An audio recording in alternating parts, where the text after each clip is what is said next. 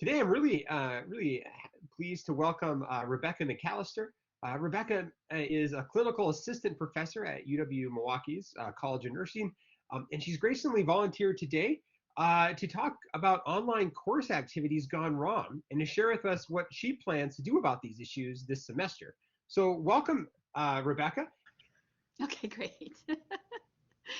So, my name is Rebecca McAllister. I've been a family nurse practitioner for 21 years, and I am part-time faculty at the UW Milwaukee College of Nursing. And I'm going to talk to you about what I'd hoped to happen and what happened and what I'd like to do differently, and also learn from you, and if you have other ideas and what's worked and what's not worked with online group projects, I would love to hear it. So, what was the issue that I was presented with in taking the assignment to teach advanced pharmacology is that the course needed to be upgraded. It had gotten a little, I guess, soft, and that they wanted a more rigor into the program. And one of the issues is that this is a baseline course for all advanced practice nurses. I think I don't recognize many names that are attending, so um, if you become an RN, it's typically a 4-year degree, and then to go to graduate school in nursing, you have to take three essential courses: advanced pharmacology, advanced pathophysiology, and advanced physical assessment. So it's referred to as the three Ps. And so um, the challenge is that there is a variety of backgrounds of um, um, nurses and different career tracks. Some of them want to be in primary care, some of them only want to do psychiatric, and some want to be in the hospital setting and not even be a prescriber. So it's a lot of information that they have to know in order to meet the requirement of the master's essential. And I say master's, and even some of them are going on for a doctorate degree, but it's considered an essential. So with the backgrounds, we've got some very experienced nurses, some that have been in a specialty field all their career, and then we have some direct entry, so people pursuing their graduate degree without actually having been on the floor as a nurse for very long at all. It was decided that the previously used textbooks would be used to decrease cost, and then we had the pandemic hit, and our course time prior to the pandemic had been shortened because we were thinking about logistics of commute, and a 5:30 start time would be pretty harsh for some folks from working nurses. And then the thought was also to condense the time of synchronous activity with the pandemic. It was recommended that we try turning point technologies for student engagement, and we did that even though it was an additional cost. And I attended the online blended training, and so I walked away with the ideas of low stakes assessments with higher level learning, and to accommodate for lack of broadband and stress. So what I was thinking was that we would reduce the midterm and final exam, which from I think it was a total of 60% down. We would do weekly quizzes, and or instead bringing up low stakes issues, and then the real engagement was supposed to be these case presentations that students would be applying the knowledge to very good, interesting cases, and so using their advanced pharmacology knowledge to write up a case study and present it to their peers. Okay, so 3 textbooks we were using. The Laney, these were what had been used prior. The Laney's was actually an undergrad book, and so we used that for the weekly quizzes, kind of to play catch up. We also had a really great pharmacotherapy case book, so very complex cases, and then advanced practice pharmacotherapy book. So this was my lofty idea that that the NCLEX questions from the Laney's text would help fill in gaps of knowledge. Since we had nurses from all different backgrounds, this would kind of get everybody up to speed on reviewing basic pharmacology. And then something I felt real strongly about, which I've come to question, is the idea of trying to make it fair and equal. So my idea was to randomize groups across the specialty tracks to balance them.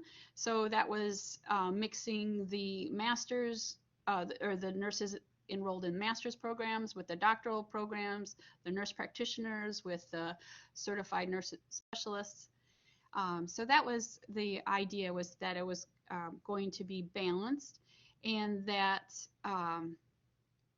from those groups, one person would likely be more into the idea of presenting, and they would that engagement or that presentation would engage higher level learning as opposed to lecture. And then there was also the random assignment of case studies, again, to make it fair.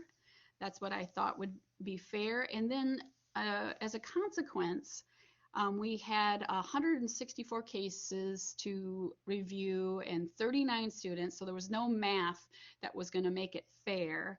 So the groups changed every week. And you can imagine, guess what? Guess who did that? So, and as part of their presentation, to again to make sure that students attended and listened to their presentation, we used Turning Point technology to give them a quiz without any points, but just participation points. And but then I used the idea that they would see this question again in a similar form on their midterm or final exam, so that they would pay attention. And then because of the pandemic, we wanted to, again, just decrease the stress and the pressure that they were under, to let them drop the lowest weekly quiz and the lowest case study.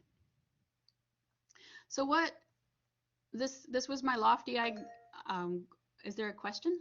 Is that what that noise was? Problem was the lack of rubrics. So not anticipating that the case presentations were not timed like we had asked, and that they weren't practiced in any way, that the students read from the book the whole case instead of getting to the actual evaluation and problem solving of the case. And then, of course, online, we're looking at a sea of black silhouettes. There's no engagement whatsoever. And so again and again and again, we were over time. The students weren't willing to stay late or come early.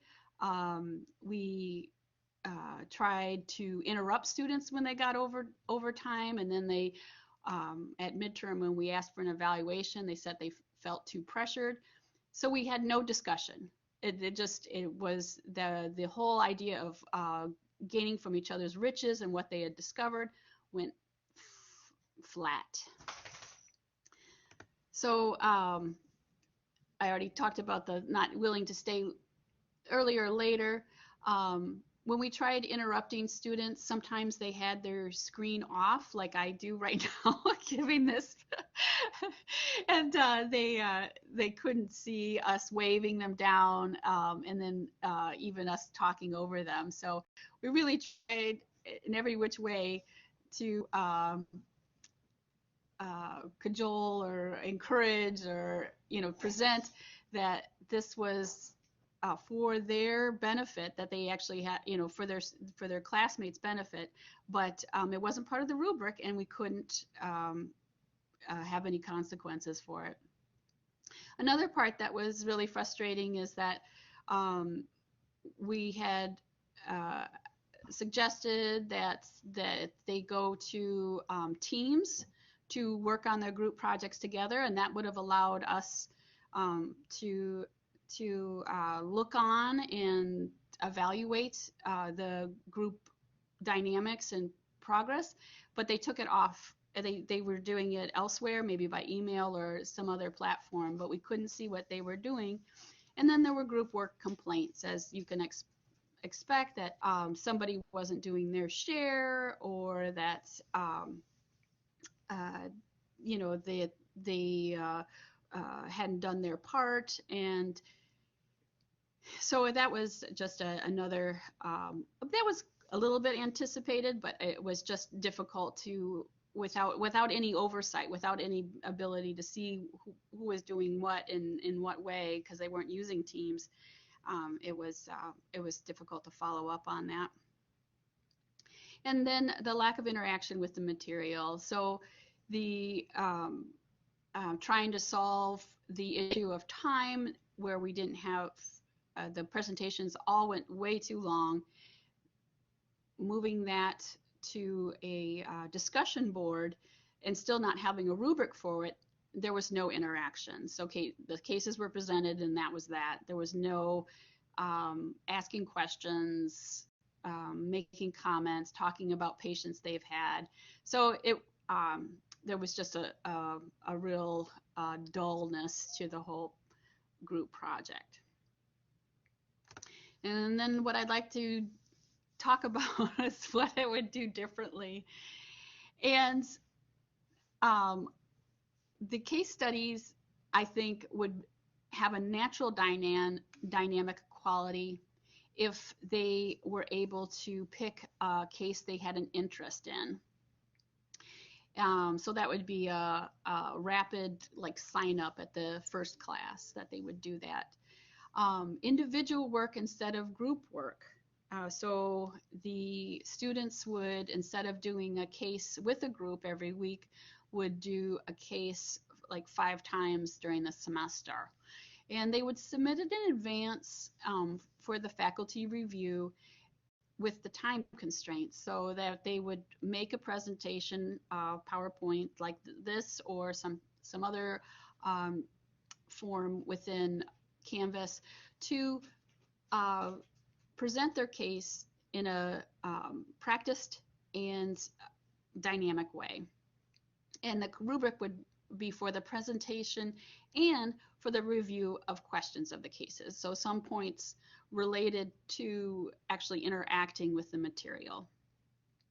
In our synchronous time, we would review the case presentations and maybe use something already within Canvas or Black Collaborate Ultra, like Whiteboard or Teams, and interact with each other about the case.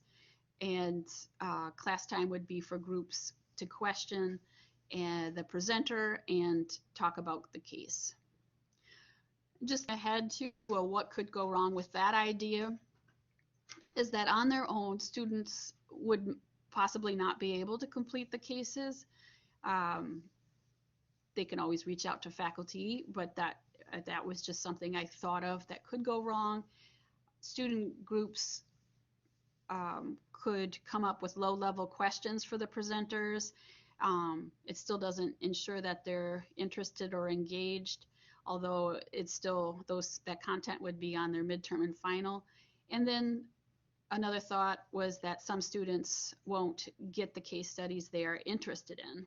So that, opening up of 160 some cases, they might be a little late or just,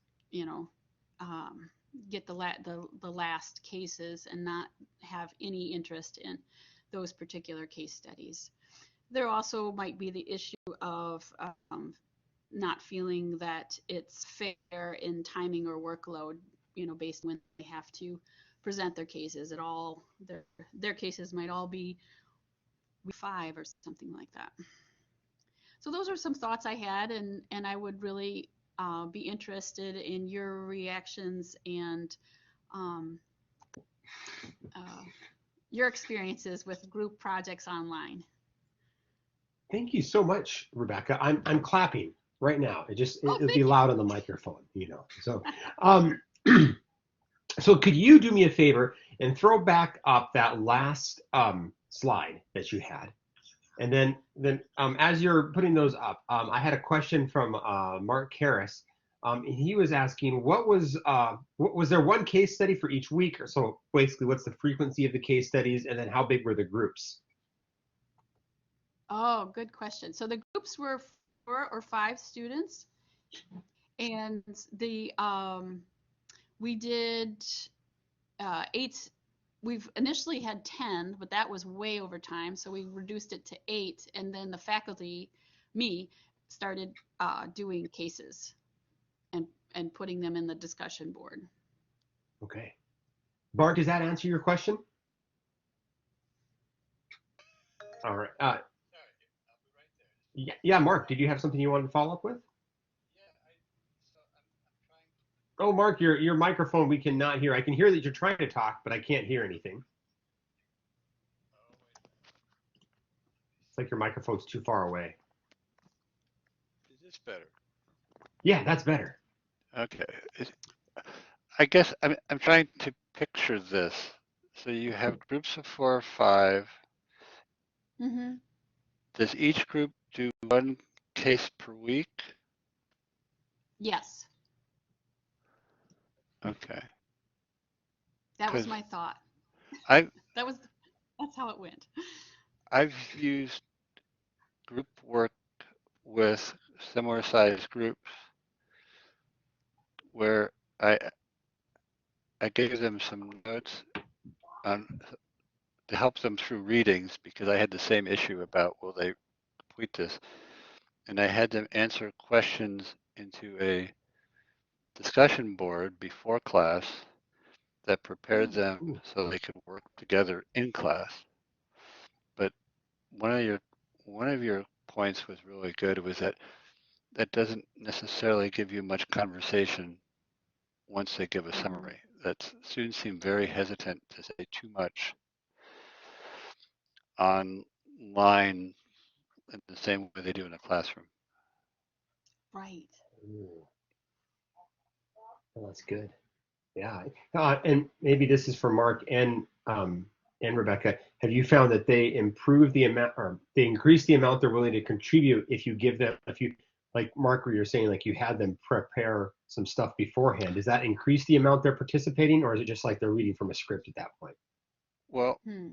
what I did because I like the the interactions was I set up a file for them to work up a 3-slide presentation or whatever it was, and they interacted a lot in their small group, and they would and I could watch them because of the way I'd set up, so I could see what groups I had to help. But I really liked that because they could, in a way similar to a classroom, try things out with each other and learn from each other without being quite as public. That's good. That's Mm-hmm. good. No, thank you. Um, Anne, I'm gonna ask you. You're raising your hand. So yeah, please go. I'm here. First, Rebecca, you are super brave for sharing this because I also have had just disastrous things I've tried, and it's tough to talk about it sometimes. One thing I was thinking is group work is so hard because the students, they like to divide and conquer, and finding a way to not let them do that is really tricky. But obviously, if they actually work together and they don't divide and conquer, they're going to learn more from each other. One thing that's worked for me is scaffolding it a little bit more to really force them to each do their little chunk. But it's a heavy lift on the instructor side. So especially with them doing these cases every week. So basically, if I was going to tweak this, I would have kind of 2 deadlines every week. I would have a midweek deadline where somehow you're getting students to prep on their own for their case that they're going to then get together with these other people and work on.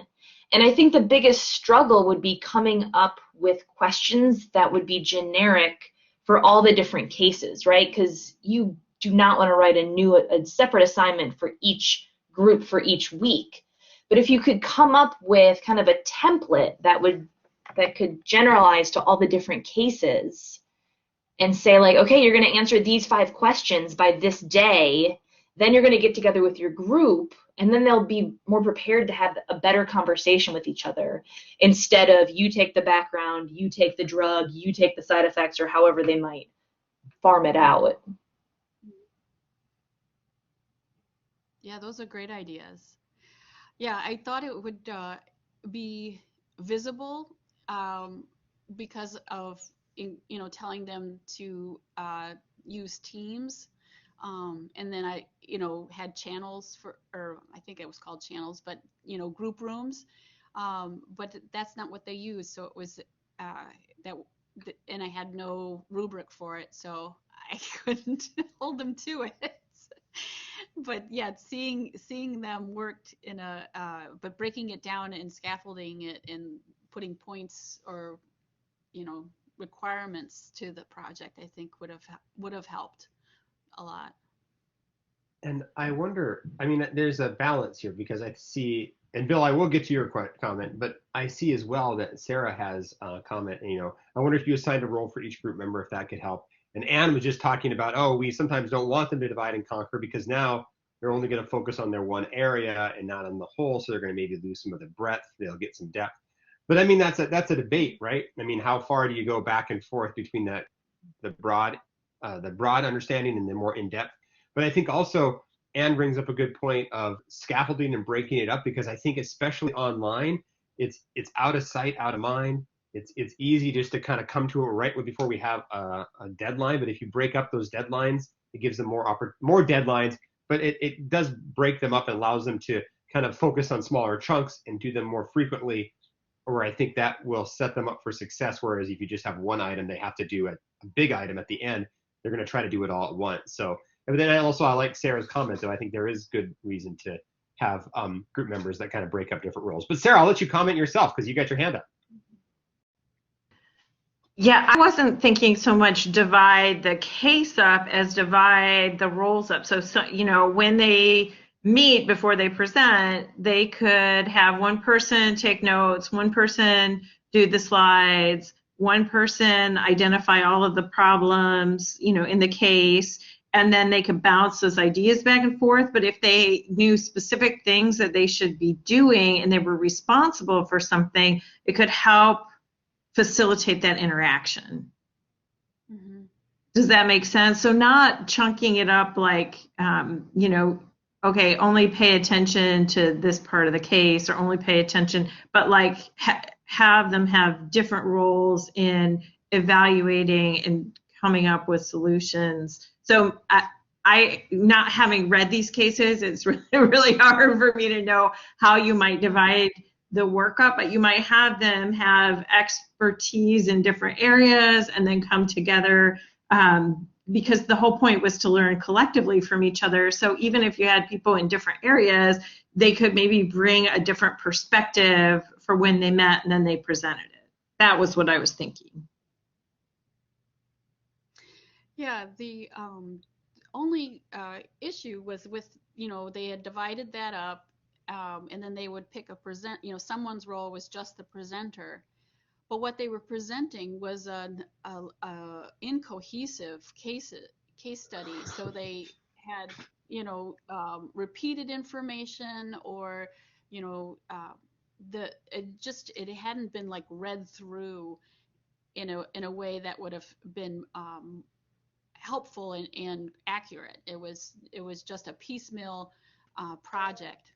So that's why I was thinking leaving it out as a group project, making it an individual project, and assigning groups to engage with the material and ask questions, come up with questions. Yeah, and I do see Sarah. Oh, sorry, I was just going to say Sarah had her hand up again. Well, so I'll just add this and then I won't say anything more. The other thing to really think about is, are you doing these case studies because that you want them to practice presentation skills, or are you doing them to make them work through content? So also thinking about like, what specific student learning objective do you want to target? Because it might not matter how coherent the presentations are if that's not exactly what you want them to be learning. But if you want to emphasize presentation skills, then I agree with you putting that into the rubric, and even giving them some examples of here's what I want it to look like could be useful. Just an idea. I have problems with group work too, so I think you're really brave to talk about it, and I think it's so important for students, so I'm glad you're doing it and trying it. Yeah. I think, Anne, your question relates to, I see in Bill asking about rehearsing the expectations of the role, and we described it over and over again as the elevator speech, which in medical terms, it actually shouldn't happen, because you should never talk about a patient case in the elevator. But the idea is that you have someone's attention for just a few minutes, and so you want to engage the person with just the pertinent information, not give any extra extraneous data. And that has real life implications, because in healthcare it's always interdisciplinary, and you have to interact with other disciplines and present a patient case in a succinct way, or you get people making or getting other providers with a different impression than what you intended to give, or they just tune out because they don't have the time. And I think that's really good. What you're trying to get them to do, and understand what it means to give an elevator speech that's not in the elevator, because there's signs in every hospital elevator I've ever been to, don't talk about patients in the elevator. But and I think as well, though, I think, and Bill, I see it in his comments, and Anne and Sarah's, I think as well, is like, and this is something that I always forget as well. I ask my students in a history class, like, I want you to present something. And okay, well, great. The learning objective for this course is to learn history, and that's what all our tests is going to be on, Lane. But I think also expanding the learning objectives to include, hey, you need to be able to communicate history. You need to be able to communicate this, and putting learning objectives and spending time, in terms of rehearsing, like Bill was saying, or having them work together and submit a video, even just putting more time in there. I think that's something that I sometimes forget to do, and I think that could be helpful, especially in an online course where you're, I think we're trying to lay out some, scaffolding this out a little bit more. Some things that I've been hearing, and I think that would be really helpful. Bill, you had a comment or a question? I clicked the wrong thing and I've got my video going instead of my audio, and so you can feel free to question my competence at any moment. So that I want to echo something with Lane, and I talk about this. I working with a digital media company right now, in addition to my academics, and we have people in 4 different countries and 5 different time zones, and I always try to make sure that I underline the fact that not everybody's following the conversation that's in your head. So they might not be completely on board with what you're doing.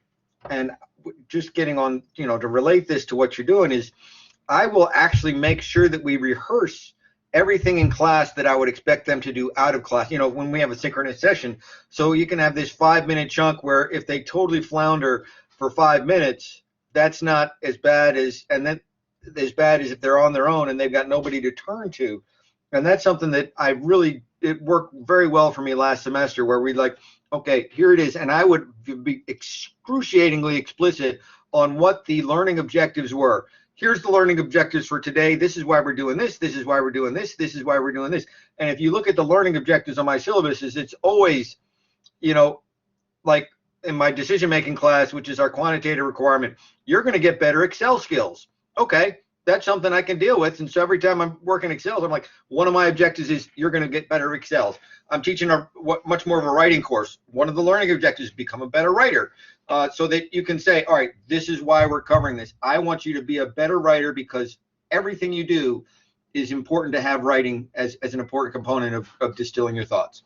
So just my 2 cents. And I love scaffolding because you have chance to correct and course correct and move it forward. And if you do these weekly cases, if you can tie them together week to week to week, I've found that the students really like that sort of stuff where it's like, oh, I get it.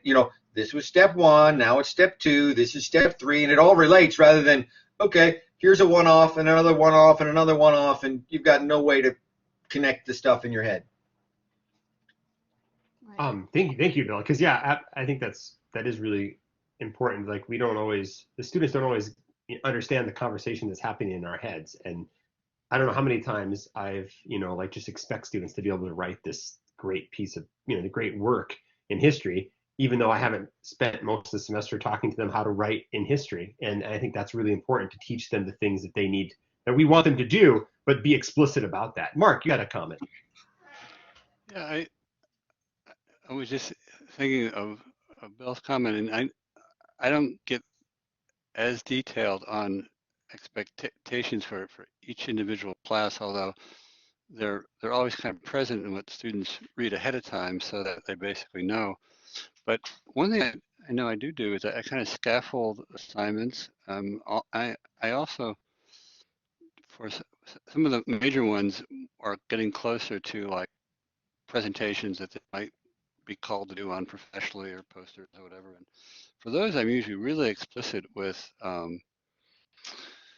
why we're doing it and coaching them. And I try to design time when I can work with groups as they're producing things for stuff, and also graduated writing assignments where the extent of the emphasis on the mode of presentation as well as content kind of ramps up, and I'm kind of upfront with them, and even to rewriting, and that has really helped. That because students like, for example, by the time you get to the more the assignments that are worth more, shall we say, that are writing assignments or something, the ability to revise is for me a really critical skill, and they like it because if they're off on the things that matter the most, they have a chance to keep working on them some. But there are different strategies to how you do that, but sometimes that can be helpful for students because those skills may not have been the ones they first thought of, and you kind of coach them through it in some fashion or another. So doing that, there are different ways of doing it, but I think that's kind of nice too. Thank you so much, Mark. Great comment. And I'm going to let Bill and then Vipavi go. Yeah, one tool that I've found to help me calibrate where kind of students are is I do a pre-course learning assessment and ask them basic questions like, do you know how to use Excel? If I ask you what an independent variable is, do you have any idea what that means? So that I know kind of up front, okay, where you are, and then I do a little graph I do a 5-point Likert scale, and I don't just do your common. Lane will, and people that know me will understand, it's not just strongly agree and all that sort of stuff. I make entertaining examples that actually get to the point of, yeah, I know what this is, and not just agree, because that you can't calibrate that, but do you know how to use Excel? Well, yes, I know how to use pivot tables and I can run a regression in Excel. Yeah, you're a power user. Or, I'm really good if I can actually get the information in a cell. Or I've had students no experience at all with Excel. So you have that whole wide range. And if you give that kind of learning assessment at the beginning and it's well crafted and matched to your learning objectives and what you're going to cover in the semester, it can really help direct the level at which you point your instruction. And then you'll know maybe which people you want to put in different groups. So you have a balance of talents. Thank you very much, Bill. Vipavi. Hi, I also in nursing. I teach mental health. Hi, I also a big fan of scaffolding. Like I teach research, I can see how, because at the end of semester, student will present a research project. So scaffolding to me, when teaching research, it's a bit easier compared to doing a case study myself. For example, what I did is, okay, I have a group of 5 or 6. I have 100 students in class. So at first I start asking everyone to write a research question. And then I move to from individual, and then, okay, now as a group, you get together and come up with a good research question for groups. And then I can go, okay, now you do a literature review. So everyone goes search for article. So I can see a step that can be feasible and apply to the research step to make it at the end. They can use each assignment, kind of add it up and making a poster presentation at the end by using all assignment toward the end of semester. They can use all assignment because I kind of build on the previous research step. But for case study, I'm kind of think about it. How do we scaffolding case study? A lot of time when I teach mental health, I tend to boom, present the entire case as well. So I thought about it too. Like I'm thinking about you as you teach pharmacology and how you scaffolding a case study. So I don't know. We might start with thinking about you are a nurse, and at the beginning of the shift, you got a report. I don't know, and then kind of midweek, at the end of the week, it's how patient progress. I don't know. Like I'm just trying to think and apply it. I'm just wondering. But my positive comment that I get is the scaffolding is really help them. They like it how they put pieces together. And at the end, they feel that group project, they are part of it because it starts from individual research question and they come back with the group research question. And everyone, after they got a group research question, they go search for research article. Everyone at least will have at least one article, but they have to combine it and they have to write like nursing implication. If you see research article, the result, you synthesize it. What is nursing implication as a group? Kind of. I can see it's easier. I don't know. That's just my point. That how are we going to scaffolding a case study? That is another challenge that I see from listening to the scaffolding. Mm-hmm. It's not a thought. It's just my thoughts as of current right now. Thank you, Vipavi, and thank you everyone for all your. It's been really great conversation. I've been writing down notes furiously just because it's been lots of good stuff in there. Rebecca, did you have any comments you'd like to make? And then I'm going to move us on because I just had a couple other items I wanted to bring up. I hate to shut down the conversation, but did you have anything you wanted to add or? No, I appreciate the reminders about scaffolding tasks and how to build that into a rubric so that there's some accountability and not an overwhelm either.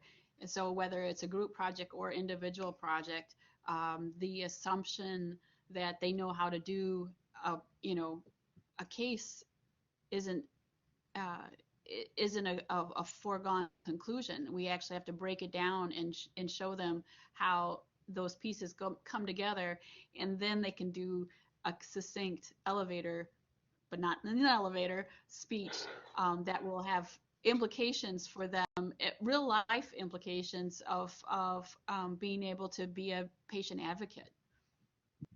Well, absolutely. And Rebecca, I just want to also reiterate, and I know this was said before, but how much I really appreciate it, how we all really appreciate you coming in and telling, hey, this is where I was struggling last year. And I know that we were all so animated in giving ideas because we've all struggled as well, and we've been thinking about this. And so it's so nice to see what you're thinking about doing in the future and what you're thinking about doing to solve some of these issues that we all have. And so it's been really, really informative, and I can't tell you how much I appreciate it. So thank you so much, Rebecca. That was really great. I wanted to get on to the next, just a couple of things, just kind of touching upon some of the, yes, Anne, absolutely. Thank you for the clapping. Yes, I wanted to touch on a couple of things that Rebecca was talking about. One was improving the community within your course. And one of the nice ways of doing that is by profile pictures. And you see, my wife was on Blackboard Collaborate last night, and for some reason it does carry over pictures from one account to the other, but it has her profile picture on there, and you can probably all see it. And I see Bill commented that I have more hair today, and so it's really, but you can also see, it's really nice if you go looking in the chat and you can see, just pictures of people. It really helps build that community when you see the individual. And it's not too difficult to add a picture. You do have to have one. But let me see, give me a second. I'm going to share my screen, and I'm going to share my Chrome tab, and there it is. Let's share that up. Hopefully you can, it's going to be the infinite mirror. There it is. So one of the things that I always advocate is have a profile picture on your Collaborate Ultra and also in Canvas, just so students can see who it is that's speaking to them. And I think, especially, I know Rebecca was saying this, it's like, sometimes you're just talking to a screen of lots of little, shaded out figure, human cutouts. And it's really kind of not as engaging. And I think, even if students don't want to use their video, and there is some compelling reasons not to use their video, maybe they don't feel comfortable sharing their living space, or they just aren't able to. It's nice to at least have a picture that you can have with that person. So not requiring video, but maybe saying, we really like to see who it is, and you can put a picture up. And I put some instructions on how to put pictures up on today's handout, so you can check that out there. But I'll just show you right now. And there is Bill's, and he just put that in so that's even better. Videos are wonderful. And you can share that with your students so they can see. But I'm going to go down to my settings, and I see, oh, that's my wife.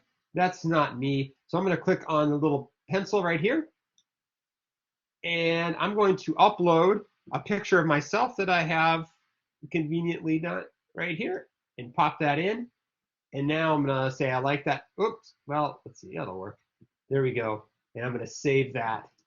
And now I have a picture of me and not my wife on this screen. So a little less hair. Well, maybe there is. That's an old picture of me. Okay. So, whoa, that's crazy. So the, yes, and that's even better. Just having to email a picture of them and explaining to them the purpose of that as well, so that it's not a picture of their favorite sports team, though they really may like the Brewers or the Packers, or not a picture of them and their friend, because sometimes you're like, well, which one is you? Not a picture of their dog, even though they have a cute dog, just a picture of them. And kind of a headshot like I have, and like I see Anne and Bill have as well.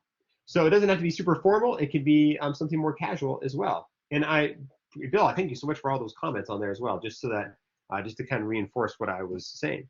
All right, so the next thing I was going to bring up as well is Rebecca was talking about getting people to interact and collaborate in an online environment. So I'm going to share another screen here, and there, okay. So I'm going to share just Chrome tab, and let's see. Let's see. Here, there we go. Oh, wait, I got to share a different one. Sorry.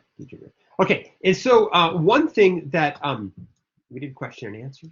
Excellent. So having the videos, but then also having interaction as well. And so there are lots of different ways that you can have provide your students with interaction and active learning within an online setting. So just having some ways for students to interact. And I know Rebecca, when we were talking, she was talking about turning technologies and Turning Point, and she's saying that that it's fine, it works, but at the same time, it's kind of clunky to set up. But there are alternatives as well, right? So Turnitin technologies can work, but that costs students money.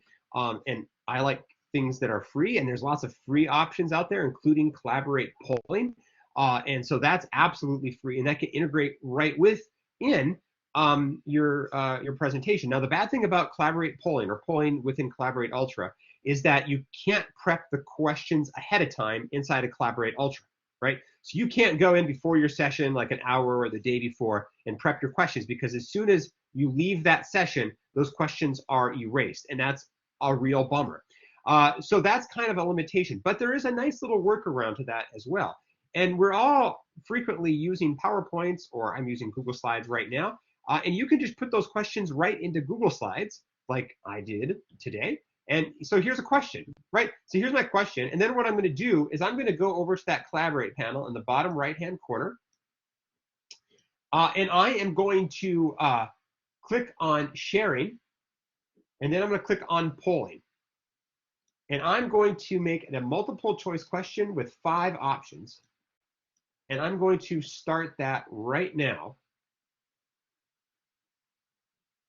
And so now you see it. So go and read the question and provide an answer. It's a little hard to read the replies because it gets hidden by the selection pane. Oh, the selection pane. Oh, is that better? No. I can see all of one, but then I just see not seeing my student, and then it gets cut off for number 2. Oh, well, then it gets cut off because of the, okay, so I'm going to stop it. This is, and I appreciate this because I cannot see what you see. All right, Always so have to here's the, thank you. So here, okay, so there's the question. Make your selection, write down the number, or have the number in your head. So number 1, my slow internet connection. Number 2, not seeing my students and colleagues in person. Number 3, technology hiccups and problems like we're having right now. 4, reworking lesson plans to fit technology. And 5, not having the time or resources to rework lessons. All right, so have that in your head, and now I'm going to ask the polling question. I'm going to put it on there. Oh, I just learned a participant can actually make their poll collapse if they click on the little poll icon too. Oh, Anne, you're awesome. There we go. Hot dog. All right. Okay, 5 seconds. I'm going to show the results. There we go. So now I click on in the bottom, it has a button to click on the results. Now you can see the results. Thank you, Anne, for all the comments, because that really helped. You can click on the poll button. I'm just saying this for posterity here because it's recorded. You can click on the poll button at the bottom of your screen, and that will hide the results. So let your students know that. Great comment, and there we go. So that polling option is right there for you, and everyone can kind of see what everyone else did. Now, the cool thing about this is that this is recorded.